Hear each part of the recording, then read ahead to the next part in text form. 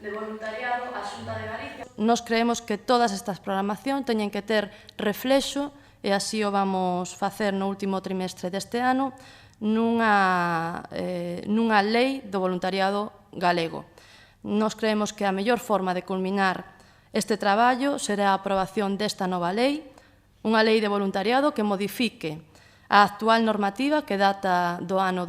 2000 para facela máis operativa e máis eficiente e adaptala aos novos tempos. De feito, nos creemos que todo isto vai a ter un recoñecemento, porque somos coñecedores de que tamén neste último trimestre do ano Galicia é a encargada de levar a cabo, de organizar o Congreso Estatal de Voluntariado. Nos creemos que este vai a ser un broche final, o broche de ouro a toda a labor e un recoñecemento ás importantes programacións que se teñen levado en este ano, e creemos que isto é un merecido recoñecemento a todo ese traballo feito polo Executivo, que culminará con estas tres accións. Por unha banda, a lei, unha nova regulación;